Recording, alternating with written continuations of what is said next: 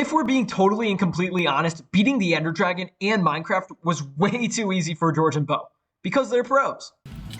No! No! As I was saying, beating the Ender Dragon was way too easy for me and Bo. So, in order to make the game more challenging, I gave myself 1 life. This couldn't possibly go wrong. The 2 buckets are the best at not dying. What does Scooby do? Coming after you. We're gonna solve that mystery. I see you, Scooby Doo. Coming after you. We're gonna solve that mystery. I see you, Scooby Doo. Coming after you. We're gonna solve that mystery. I see you, Scooby Doo. Man, I am just in love with roasting us today. The rules are simple. The game is locked on hard mode. If I die, I'm dead for good. There's no coming back, and every decision I make can be my last. This is Minecraft Hardcore.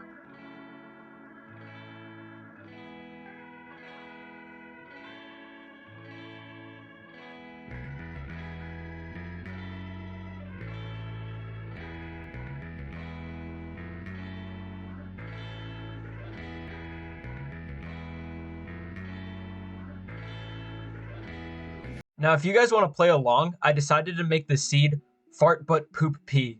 So, and here we go, creating our world.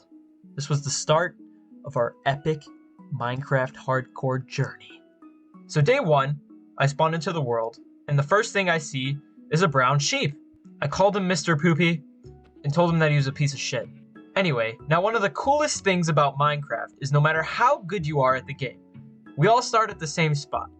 Whether you're Dream, Mumbo Jumbo, me, we're all punching wood on day 1. I wasted literally no time and immediately made a crafting table and a pickaxe. I wanted to get a stone axe and a furnace as fast as possible so I could at least defend myself and make food. Then, after making my weapon, I went around and killed all the local sheep. This is Minecraft Hardcore, and having a bed is extremely valuable. Sleeping before nightfall, if I don't have a shelter by day 1, can stop all the mobs from spawning on the surface. I killed 2 sheep, but I didn't want to kill Mr. Poopy because he has brown wool, and that'd be racist. I killed the local pigs as well for food. I decided to waste no time, and since I was surrounded by ocean, I made a boat and traveled looking for shipwrecks. After traveling for such a long time and finally finding a shipwreck, I actually took a detour and decided to mine the coal on the side of this mountain, just so I made sure I could have torches to light up anything if I needed, and fuel to cook my food. I am literally a hoarder of coal. Anyways, back to the shipwreck. I found a buried treasure map, a crap ton of carrots, and a decent amount of iron and emeralds, and then I was back on my journey. I feel like 1.14 and on, Minecraft is much different than what it used to be. I remember when I was younger, you would always have to immediately go mining to get iron. But now, I feel like it's more effective to just hunt around for shipwrecks and buried treasure. You also get to explore more of the world while you're at it. So I went to locate this buried treasure, and I remember the trick that Phil's of Minecraft taught me. You gotta line up your cursor on the map facing north and have it just so your butt hangs out of the bottom of the X, and it should be right under that spot. Even though it was turning night soon, I decided to be greedy and get my treasure first. In it, I found iron, gold, emeralds, and an iron sword, which was crazy needed because now I could actually fend for myself when I resurface and it's night. After resurfacing and it was almost fully nighttime, I knew I had little time to get 1 more sheep that I needed to make a bed. I had no armor on, and all these mobs spawning on the surface could be a death trap. I found the sheep, but it was closely guarded by a creeper. Worried for my life, I had the creeper do the job for me. I quickly rushed over, crafted a bed, and went to sleep immediately. There's a reason why they call me George the Genius, you know. I smelted my food because I needed to regenerate my health, and had a close call with this skeleton. This would be the first of probably many, many close calls. In that cave, I mined some more coal, and went on my way. Then, using this cool boat trick that you can do to see underwater, I found another shipwreck. Inside, it had more iron, gold, and emeralds, but I was more worried about the sea pickles. It also had another buried treasure map, which I decided to go explore for. After realizing I was running in the wrong direction, I turned around and actually went to go search for the buried treasure. Many twists, turns, and blocks broken later, I found it. But when I found it, it was actually turning night, and I didn't want to go through the same problem as last time, so I slept immediately. And that marks the end of day 1.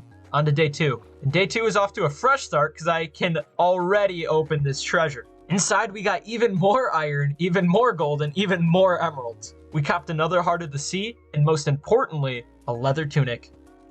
I finally have some armor. While doing my cool boat x-ray thing again, I found another shipwreck. This one was pretty deep. I got a buried treasure map, but it went to the same location that we just got. I opened the loot chest, more iron, and a lot more emeralds. Oh yeah, and sprinkle in a little bit of lapis lazuli in there. After kind of circling back around, I spotted a village just at the edge of my render distance. It had a broken portal next to it too. It had a golden apple and a nice pair of shiny gold leggings that I might as well just put on for now. Since it also had 2 gold blocks near it, I decided that this would be the time for me to craft my iron pickaxe so I can mine them. I also decided to take the obsidian from the chest just to get the achievement. This village wasn't big at all. There wasn't really much for me to raid. I plopped into a cave under it and mined my first iron that wasn't taken from a shipwreck. I literally mined every little piece of iron that I came across. I kept navigating the cave and found this horde of zombies. I found more mobs and more iron. And more iron. And more iron. Over here, I actually saw the surface of the cave and it was dark outside. So I figured I should just keep mining. Got more iron. And eventually stumbled my way to this ravine. Yeah. And it had a mine shaft at the bottom of it. I knew this would be a time to smelt my iron and start making some gear. I set up a mini camp to make sure that my inventory was good enough to hold all the things that I was going to collect and still keep all of my collections from my travels. I finally made full iron armor with all the iron that we got. The cave then made a really spooky sound, and I'll just let you hear my reaction firsthand. Ah! Herobrine! I descended very safely using my water bucket, but then when I started getting shot by skeletons left and right, I decided to rethink my decisions. No, George, just eat. You're gonna be okay. I mean, screw it, you only have one life. YOLO, am I right?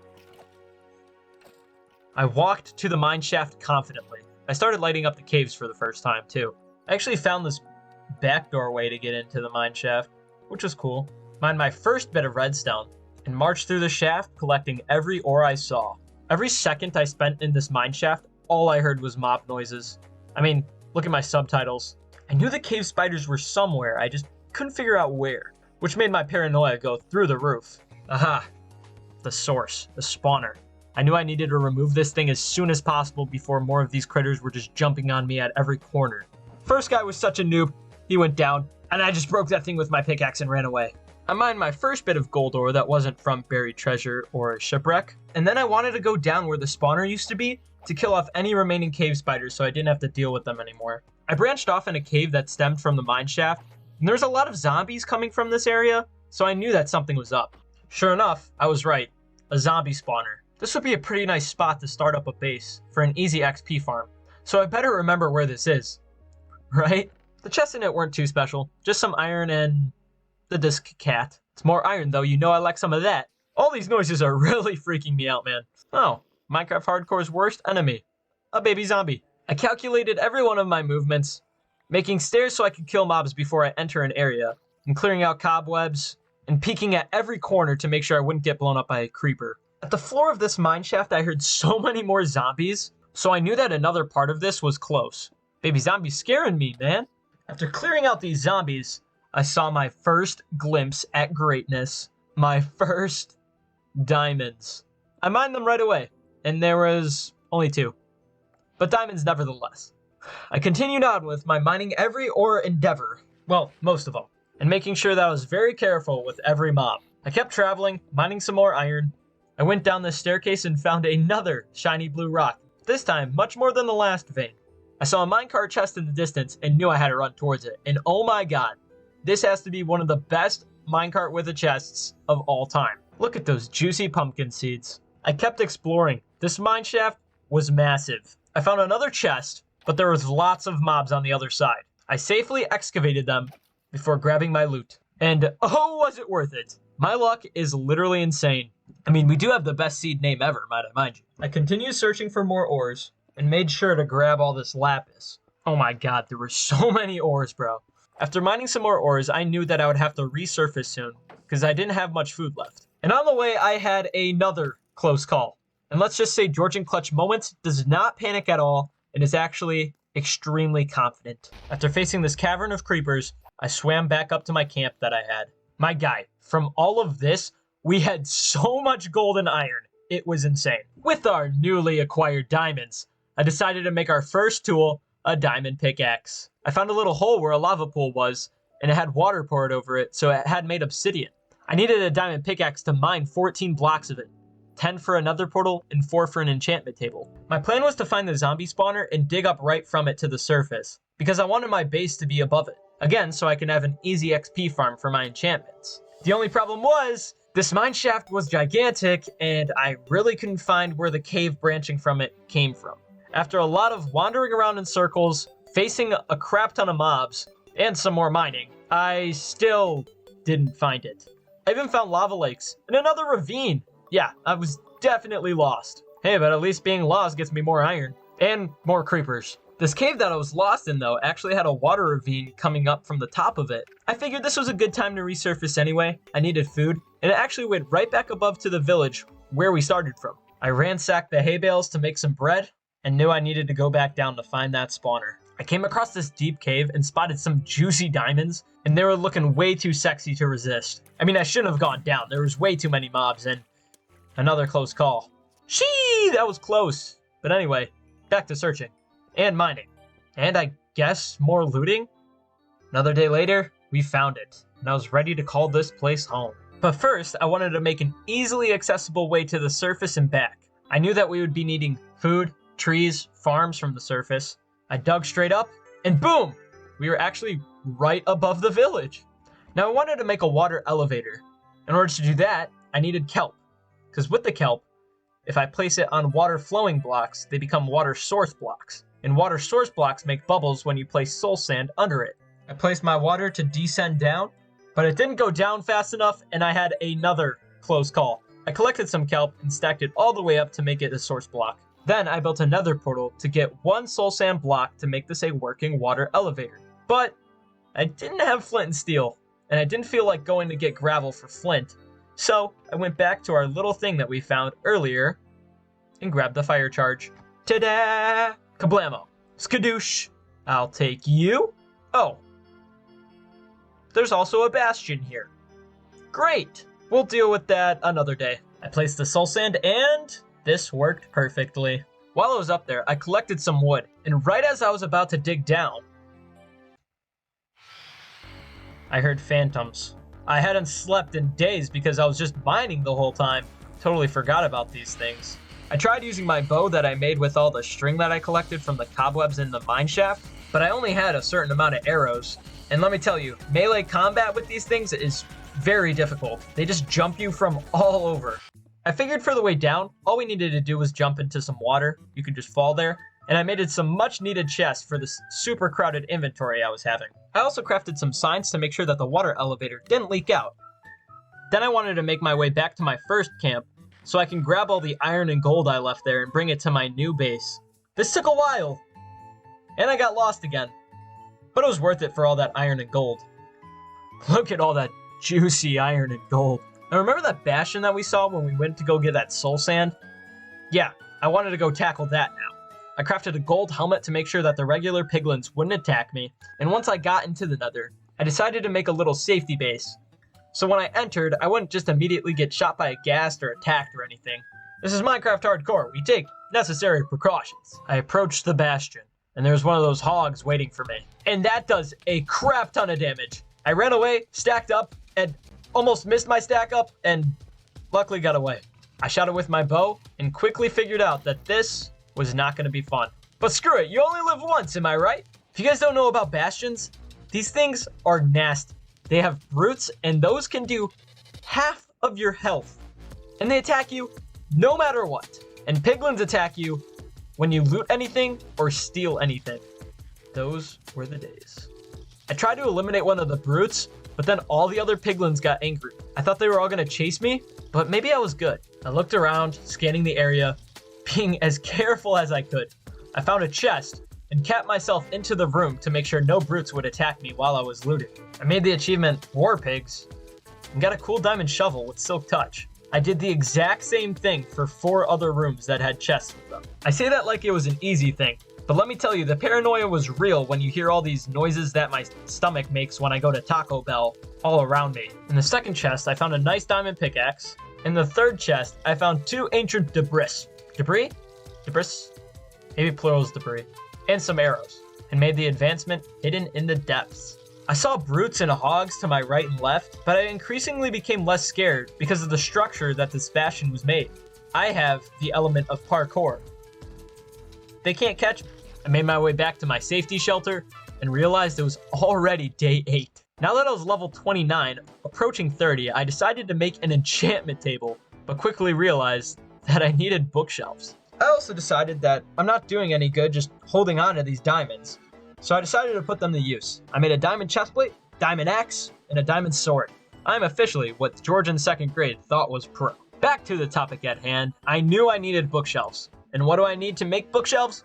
Wood, leather, and sugarcane. Sugarcane makes paper, and paper and leather makes books. This wasn't that bad though, because I needed to explore the area around my house anyway. And while I was doing it, I just killed any cows I saw along the way.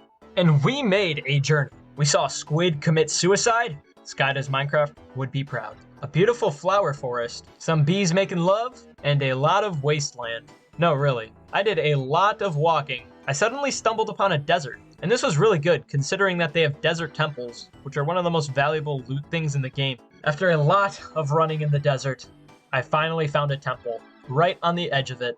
I made sure to box myself in so no creepers would fall on me, and made my way down. I grabbed the TNT and looted the chests.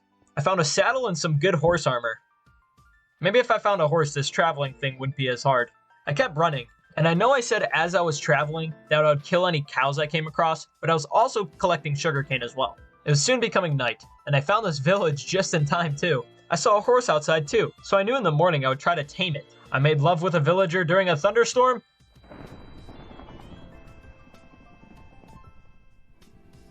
and hit the hay.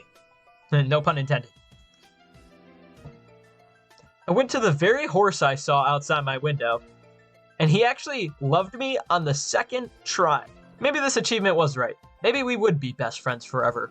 He wasn't that fast, and he couldn't jump that high, but man did he have a lot of parts. And he was my horse. I named him Frido. Frido and me then traveled the lands looking for more sugarcane and cows. To be honest, I was also looking for villages with libraries, but this one was out of luck. However, it did have 2 churches, and these have brewing stands. And I know I haven't found another fortress yet, so I'll just steal these from you guys. I realized I was out for a while, and Frido had never seen my home, so we went home to take a break. I liberated these pigs from their pen to use the fences to make Frido his own living space. I dropped down into my lair and decided to craft all the bookshelves I could make. Well, crap. Still needed 6 more. Alright, Frido, we're going on another adventure.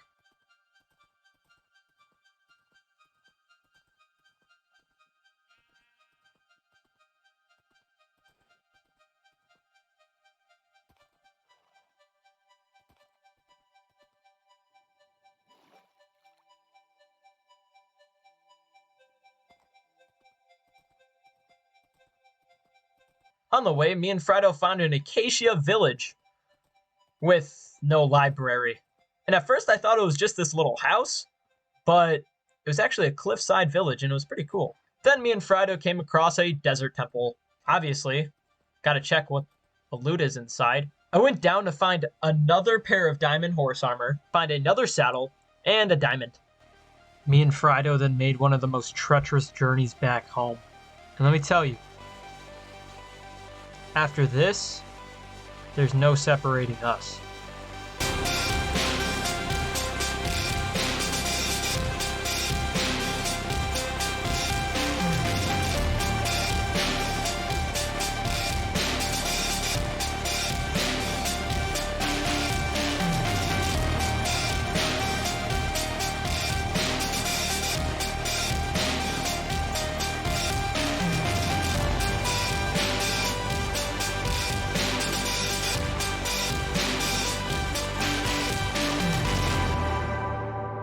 We had collected just enough sugarcane and leather to make as much bookshelves as we needed for the level 30 enchant. After all this wait, I just had to get my level 30 enchant, and I feel like the best thing was my bow, which had power 4. Thanks for watching the first 10 days of Minecraft Hardcore with me. If you made it this far in the video, good job. Sorry for the super long wait. My old computer actually broke, and we had to get time to get a new one. We might even make a video out of all the small projects I had going on too. Other than that, thank you to all the loyal subscribers. It means a lot for you guys to stick around this long. Also, if you watch this far and enjoy our type of content, go ahead and click on our other videos that we have. It would mean a lot, and if you really like them, go ahead and subscribe. And as always, bye bye pee pee poo poos.